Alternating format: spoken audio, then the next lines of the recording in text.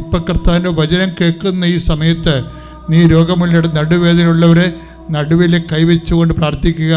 Kidney രോഗമുള്ളവരും അവിടെ തന്നെ കൈവെക്കുക.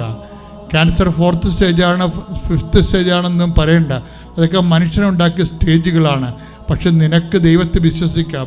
എല്ലാ സ്റ്റേജിനും അതീതനാണ് ദൈവം. 1 കൊറിന്ത്യർ 15:26 പറയുന്നുണ്ട്, ദൈവം സമസ്തവും അവൻ്റെ പാദത്തിൻ്റെ കീഴിലാക്കിയിരിക്കുന്നതെന്ന്. ആ പാദത്തിൻ്റെ കീഴിലാക്കാൻ വേണ്ടി ഒക്കെ ദൈവത്തിൻ്റെ മുമ്പിലാണ് നിനക്ക് വേണ്ടി അമ്മ മാധ്യസ്ഥം വഹിക്കുന്നത്.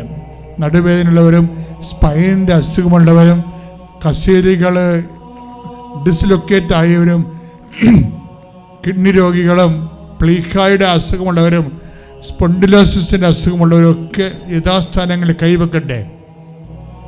കരൾ രോഗികൾ നെഞ്ചിൻ്റെ താഴെ കൈവെക്കട്ടെ. ഹൃദയരോഗികൾ ഇടതുവശത്ത് കൈവെക്കട്ടെ.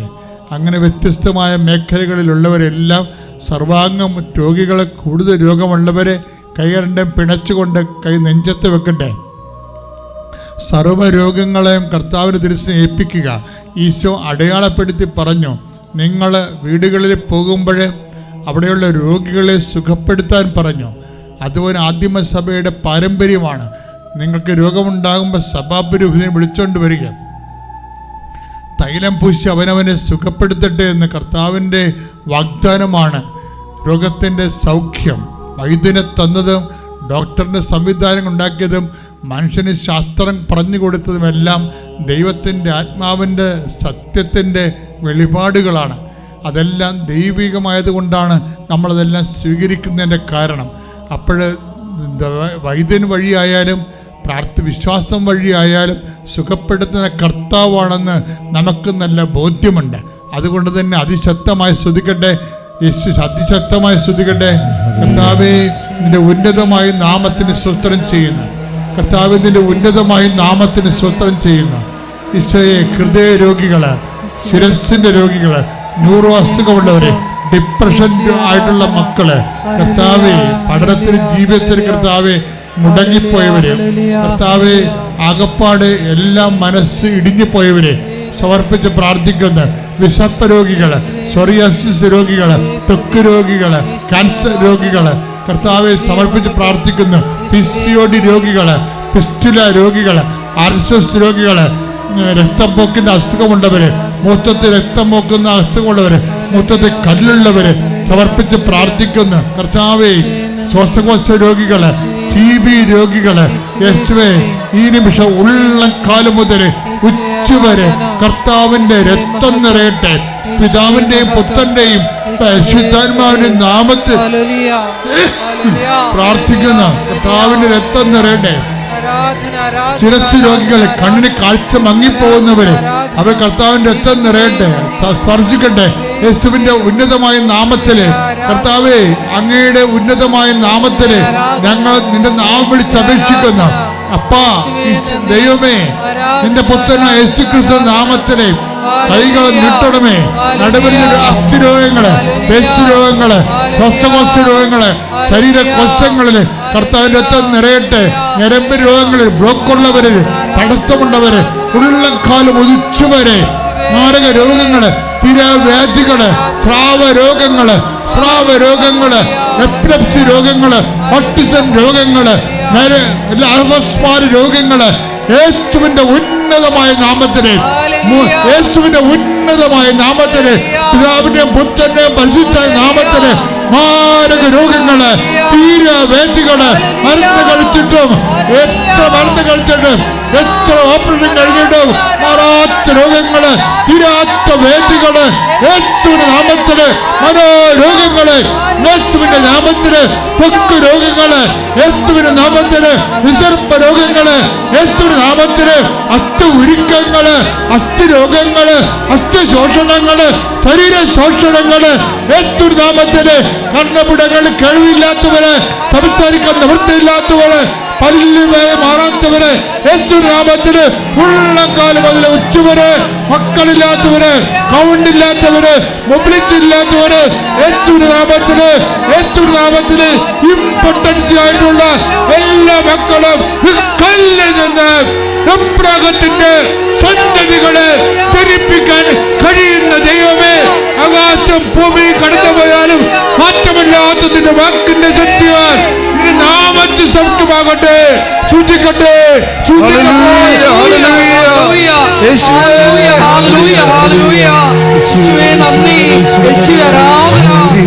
രോഗങ്ങളെ അവിടുത്തെ സാന്നിധ്യത്തിന്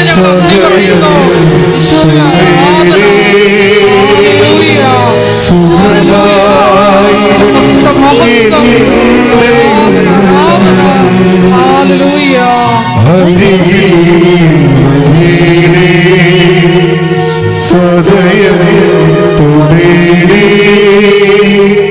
സുഖമായി.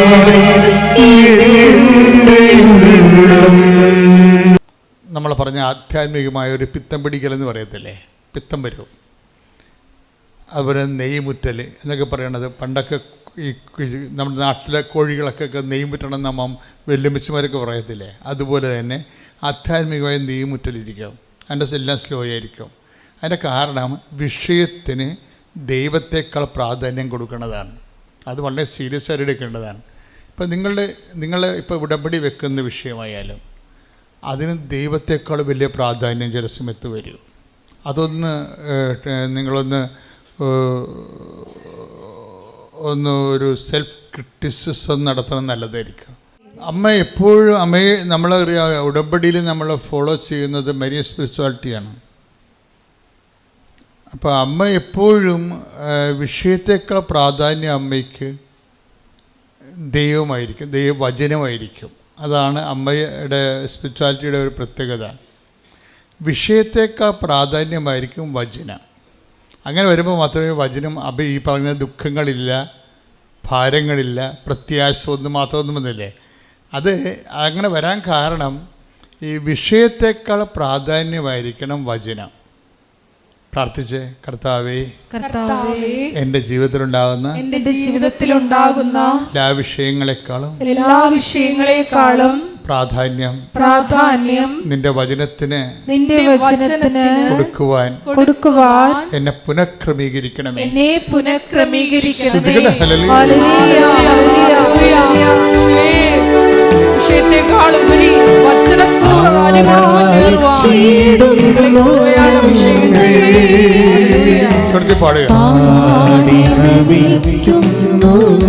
ആരാധിച്ചിടുന്നു ഞങ്ങൾ, ആരാധിച്ചിടുന്നു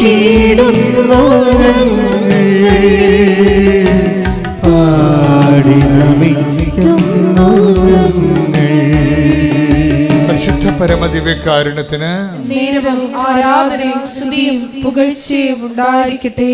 എൻ്റെ പ്രിയപ്പെട്ടവരെ, അപ്പോഴും എന്താണ് അങ്ങനെ അച്ഛൻ പറയാൻ കാരണം? ഉടമ്പടി പെട്ടെന്ന് കത്താനുള്ള ഒരു മാർഗമാണത്. എന്താണ്? വിഷയത്തേക്കാൾ പ്രാധാന്യം വചനത്തിന് കൊടുക്കുന്നത്. അത് മരിയൻ കോൺസെപ്റ്റാണ്, മരിയൻ അപ്രോച്ചാണ്. That's a core of the Marian spirituality. മാതാവിൻ്റെ ആധ്യാത്മികതയുടെ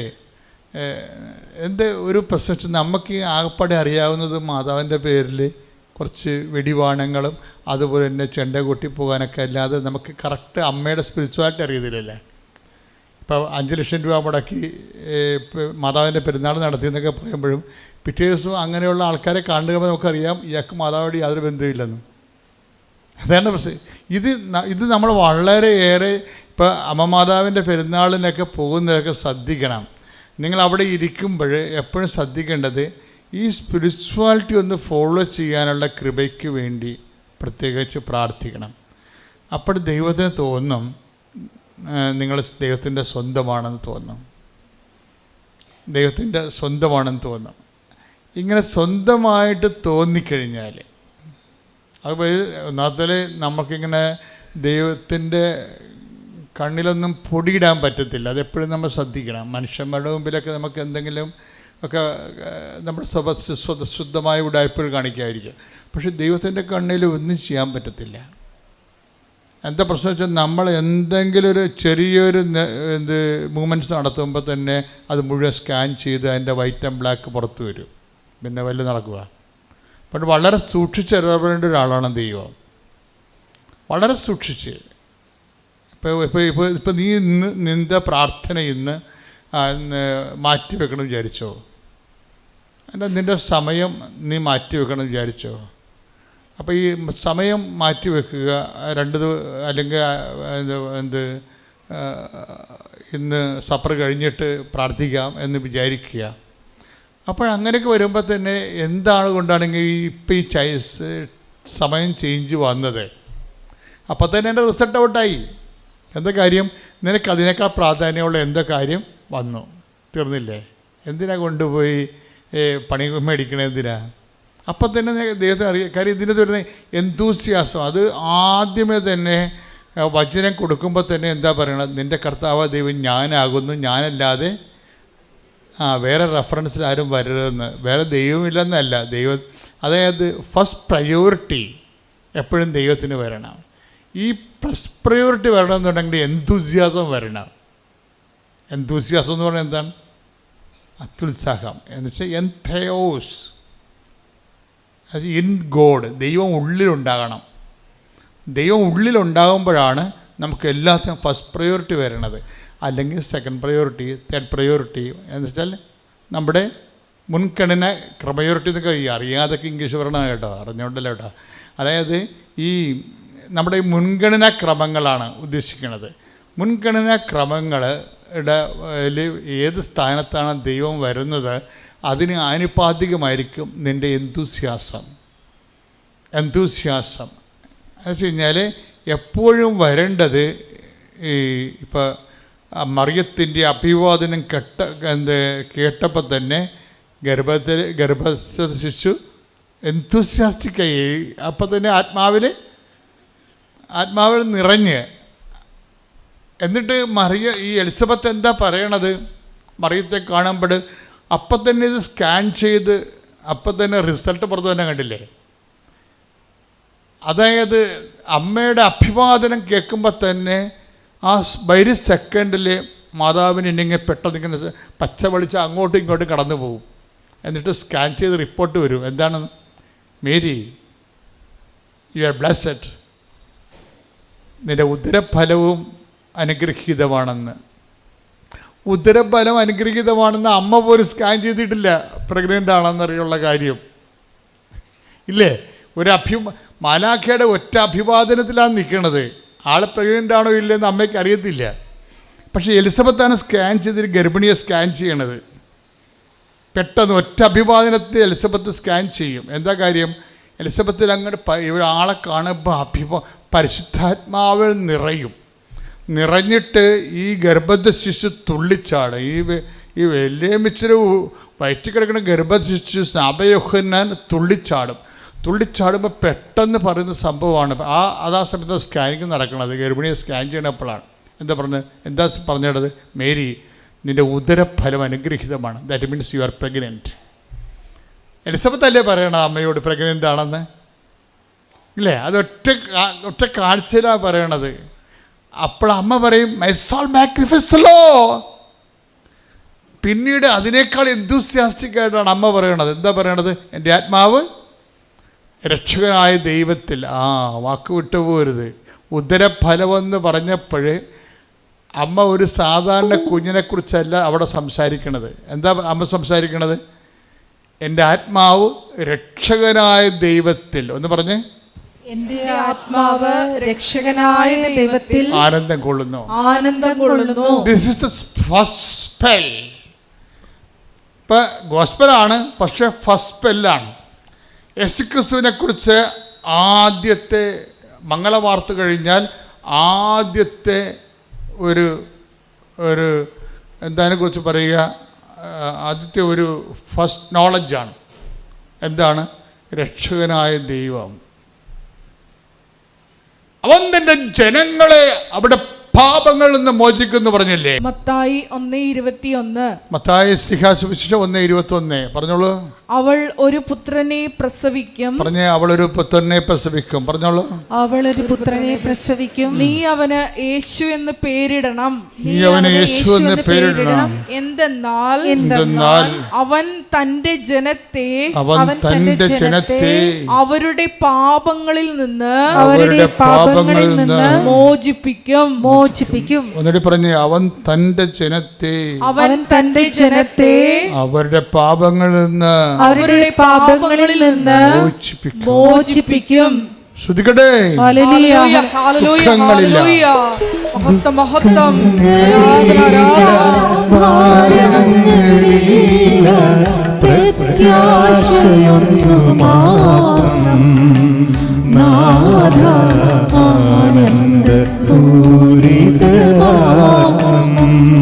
പരിശുദ്ധ പരമദിവ്യകാരുണ്യത്തിന്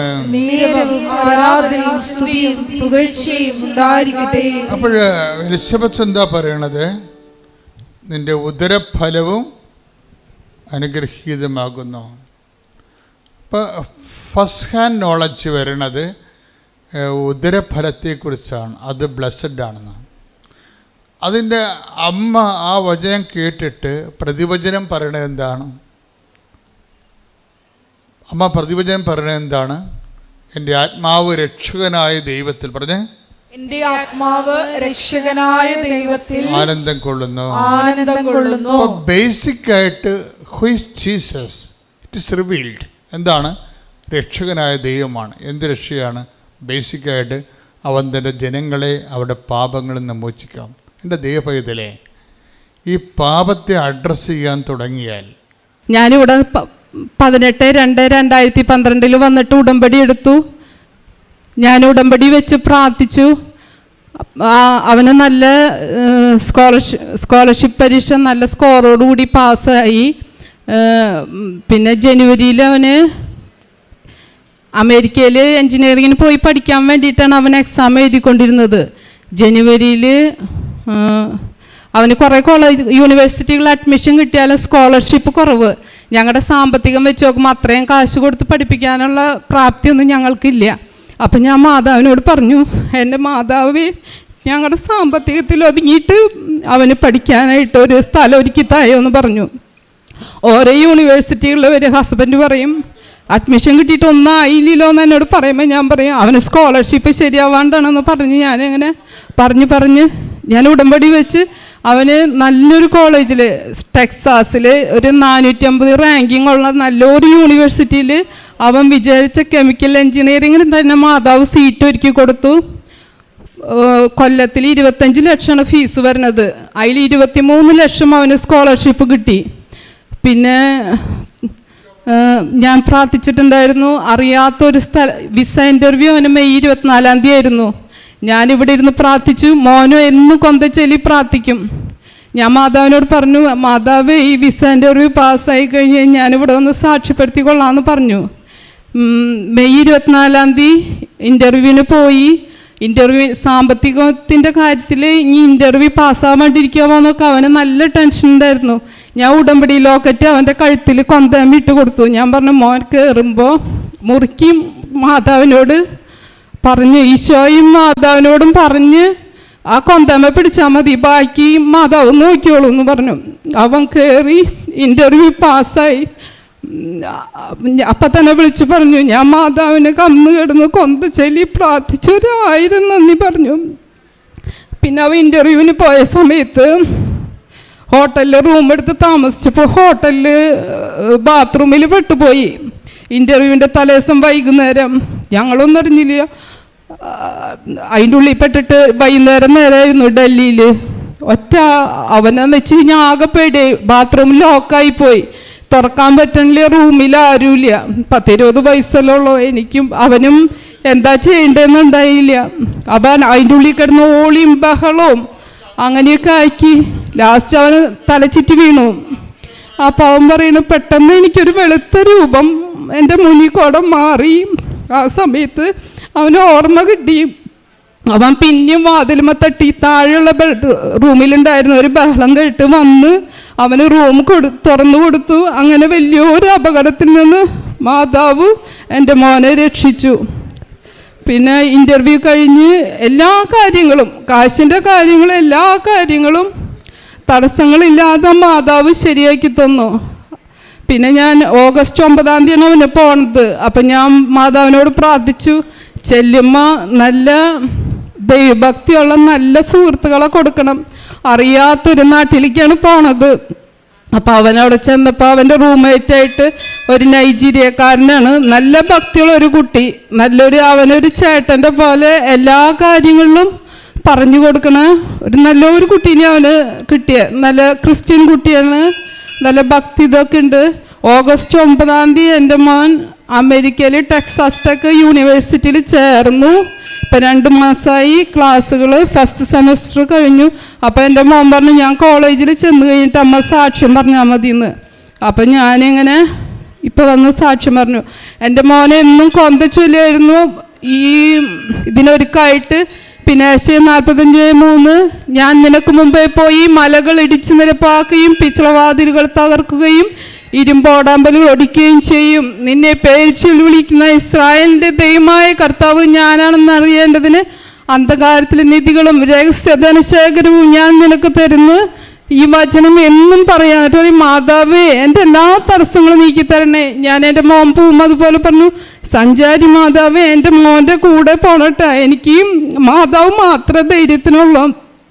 എല്ലാ കാര്യങ്ങളും അവിടെ ചെന്ന് പ്രൊഫസേഴ്സ് ആയാലും എല്ലാവരും നല്ല സ്നേഹമുള്ളവരും സ്റ്റുഡൻസും ഒക്കെ അങ്ങനെയായിട്ട് അവനെ നല്ലൊരു ഇതിൽ പഠിക്കാൻ സാധിച്ചതിന് മാതാവിനും തിരുക്കുമാരനും 1000 നന്ദി.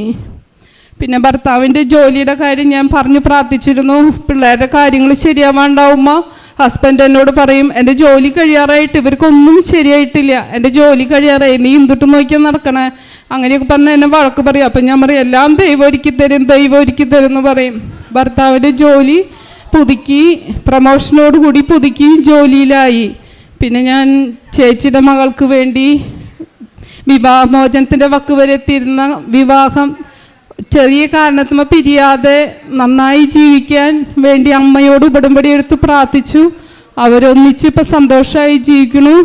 ഒരു കുഞ്ഞുണ്ട്, 2ാമത്തെ കുഞ്ഞ് ജനുവരിയിൽ ഡെലിവറി സമയം കാത്തിരിക്കുന്നു. പിന്നെ ഞാൻ ഒരു നിയോഗം, ചേട്ടൻ്റെ മോനെ മാൾട്ടയിലേക്ക് അവർ 2 വർഷമായി ജോലിക്ക് പോകാൻ പരിശ്രമിച്ചു കൊണ്ടിരിക്കുന്നു. അത് ശരിയാവാണ്ടായി. ഇപ്പം എൻ്റെ ഒരു നിയോഗം ഞാനത് വെച്ചു, അവന് പോവാൻ സാധിക്കണം മാതാവേ, പറഞ്ഞ ഡേറ്റിന് പോയില്ലെങ്കിൽ അവൻ്റെ വിസ ക്യാൻസലാവൂല്ലോ എന്ന് പറഞ്ഞു.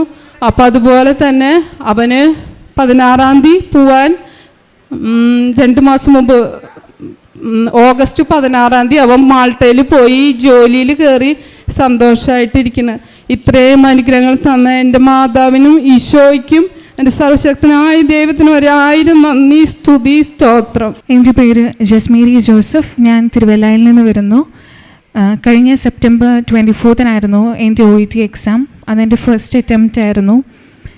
അതിനുശേഷം അന്ന് എക്സാം കഴിഞ്ഞപ്പം എനിക്ക് വലിയ കുഴപ്പമില്ലാതെ എളുപ്പമായിരുന്ന റീഡിങ്. അന്ന് എക്സാമിന് പാടായിരുന്നു, അതിനോടൊപ്പം റൈറ്റിങ്ങും എനിക്ക് പാടായിരുന്നു. പൊതുവേ എനിക്കുള്ളൊരിതെന്ന് വെച്ചാൽ എക്സാമിന് മുമ്പ് വരെ എനിക്ക് എല്ലാത്തിനും വലിയ കുഴപ്പമില്ലാത്ത മാർക്കും ഒക്കെ ഉണ്ടാവും. അപ്പോൾ എല്ലാവർക്കും നല്ല പ്രതീക്ഷയായിരിക്കും. പക്ഷേ എക്സാമിൻ്റെ റിസൾട്ട് വരുമ്പം എല്ലാ തവണയും 10-ലാണേലും 12-ലാണേലും എന്നെ നഴ്സിങ്ങിൻ്റെ 4th ഇയർ കഴിഞ്ഞപ്പോഴും പ്രതീക്ഷിക്കുന്ന രീതിയിലുള്ളൊരു മാർക്കിലേക്ക് ഞാൻ വരാറില്ല. എന്തെങ്കിലും ഒരു തടസ്സം എനിക്ക് ഉണ്ടാകാറുണ്ടായിരുന്നു. അപ്പം എല്ലാവരും ആ നിമിഷം വരെ എല്ലാവരും ഭയങ്കര പ്രതീക്ഷയിലിരുന്നിട്ട് അന്നേരം റിസൾട്ട് അങ്ങനെ ആകുമ്പോഴത്തേക്കും എല്ലാവരും ചോദിക്കും എന്താ ഇങ്ങനെ എന്നൊക്കെ ചോദിച്ചാൽ എനിക്ക് എപ്പോഴും ഉത്തരം പറയാനേ എനിക്ക് സമയം ഉണ്ടായിരുന്നുള്ളൂ. എപ്പോഴും റിസൾട്ട് വരുന്ന ദിവസം എന്ന് പറയുന്നത് ഞാൻ എല്ലാവർക്കും എക്സ്പ്ലനേഷൻ കൊടുക്കുന്നൊരു ദിവസമായിരുന്നു.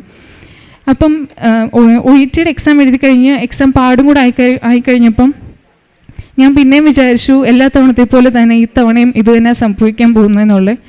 അതിനുശേഷം 27-ാം തീയതി ഒരു ചൊവ്വാഴ്ചയായിരുന്നു, കഴിഞ്ഞതിൻ്റെ മുമ്പത്തെ ചൊവ്വാഴ്ച. എൻ്റെ അമ്മയുടെ ഫ്രണ്ട് പറഞ്ഞു, ആൻറ്റി പറഞ്ഞു അമ്മയോട് കൃപാസനത്തിൽ വന്ന് ഉടമ്പടി എടുക്ക്, ഉറപ്പായിട്ടും അതിന് ഫലം ഉണ്ടാകുമെന്ന് പറഞ്ഞു. അത് പറഞ്ഞതിൻ്റെ പിറ്റേന്ന് തന്നെ ഞങ്ങൾ 2 പേരും കൂടി ഇവിടെ വന്നു. ചൊവ്വാഴ്ച ഇവിടെ വന്ന് ഞങ്ങൾ ഉടമ്പടി എടുത്ത് ക്ലാസ് കൂടി ഉടമ്പടി എടുത്ത് എല്ലാം കഴിഞ്ഞപ്പോഴത്തേക്കും വൈകുന്നേരം ആയിരുന്നു. അന്ന് ഞാനിവിടെ വന്നപ്പം അമ്മ ഇവിടെ ഉടമ്പടിയുടെ കാര്യങ്ങളെല്ലാം ചെയ്തുകൊണ്ടിരുന്നപ്പോൾ ഞാനിവിടെ ഏറ്റവും ബാക്കിൽ ഇവിടെ പള്ളിയുടെ ഏറ്റവും ബാക്കിലിരുന്ന് ഞാൻ കരഞ്ഞുകൊണ്ടായിരുന്നു പ്രാർത്ഥിച്ചുകൊണ്ടിരുന്നത്. എന്ന് വെച്ചാൽ എല്ലാ തവണയും എനിക്ക് റിസൾട്ട് വരുന്ന ദിവസം എല്ലാവർക്കും എക്സ്പ്ലനേഷൻ കൊടുക്കാൻ മാത്രമേ സമയം ഉണ്ടാകാറുള്ളായിരുന്നു. അപ്പോൾ ഇത്തവണ ഞാൻ അമ്മയോട് പറഞ്ഞു, എനിക്ക് അമ്മ മാത്രമേ ഉള്ളൂ, എനിക്ക് വേറെ ആരുമില്ല എന്നെ സഹായിക്കാൻ എന്ന് പറഞ്ഞായിരുന്നു ഞാൻ അന്ന് പ്രാർത്ഥിച്ചിരുന്നത്. അതിനുശേഷം ഞാൻ വീട്ടിൽ പോയി അമ്മ രാവിലെയും വൈകിട്ടും പ്രാർത്ഥന ചൊല്ലുമായിരുന്നു. അതിനോടൊപ്പം ഞങ്ങൾ ബുധനാഴ്ചയും ശനിയാഴ്ച ഉപവാസം എടുക്കുമായിരുന്നു. യൂട്യൂബിലൂടെ സമ്പൂർണ്ണ ജപമാല ഉണ്ടായിരുന്നു. അപ്പം ഞാൻ ജപമാല യൂട്യൂബിലൂടെ കാണാറുണ്ടായിരുന്നു. പിന്നെ നിബന്ധനകളിൽ പറയാറുണ്ട് നമ്മൾ പാവങ്ങളെ സഹായിക്കണം, ദാനധർമ്മം ചെയ്യണമെന്നൊക്കെ പറയാറുണ്ട്. അപ്പോൾ അതൊക്കെ ഞങ്ങൾ ശ്രദ്ധിക്കാറുണ്ടായിരുന്നു. അതിനുശേഷം ഇന്നലെ ചൊവ്വാഴ്ചയായിരുന്നു. അപ്പോൾ ഇന്നലെ എനിക്കിങ്ങനെ തോന്നി, സാക്ഷ്യം കേട്ടുകൊണ്ടിരിക്കാൻ തോന്നി, റിസൾട്ട് ഈ ആഴ്ച തന്നെ വരുമായിരിക്കും എന്നിങ്ങനെ പറയുന്നുണ്ടായിരുന്നു. അപ്പം ഞാൻ ഇന്നലെ എനിക്കിങ്ങനെ തോന്നി സാക്ഷ്യം കേൾക്കാം എന്നിങ്ങനെ തോന്നി. എന്നിട്ട് ഞാൻ യൂട്യൂബ് എടുത്തിട്ട് സാക്ഷ്യം കേട്ടുകൊണ്ടിരിക്കുമായിരുന്നു. അപ്പം ഞാനിങ്ങനെ ഓരോരുത്തരും പറയുന്ന അത്ഭുതങ്ങൾ കേട്ടിട്ട് ഞാനിങ്ങനെ ഞെട്ടി ഓരോന്നും കേട്ടുകൊണ്ടിരുന്നത്. ഇതൊക്കെ എങ്ങനെ സംഭവിക്കുന്നത് എന്നുള്ളൊരിതിൽ ഞാനെല്ലാം കേട്ടുകൊണ്ടിരുന്നത്. ഞാനങ്ങനെ കേട്ടുകൊണ്ടിരുന്നപ്പോഴാണ് എനിക്ക് പെട്ടെന്നൊരു കോള് വന്നേ. റിസൾട്ട് വന്നിട്ടുണ്ട്. അത് ഞാൻ പഠിച്ച അവിടെ നിന്നായിരുന്നു എനിക്ക് കോള് വന്നിരുന്നത്. റിസൾട്ട് വന്നിട്ടുണ്ട്, പെട്ടെന്ന് റിസൾട്ട് നോക്കുമെന്ന് പറഞ്ഞു വന്നു. അപ്പോൾ ഞാൻ എൻ്റെ ഫ്രണ്ട്സിനോട് ചോദിച്ചു. അപ്പോൾ അവർ പറഞ്ഞു അവർക്ക് കോള് വന്നിട്ടില്ല.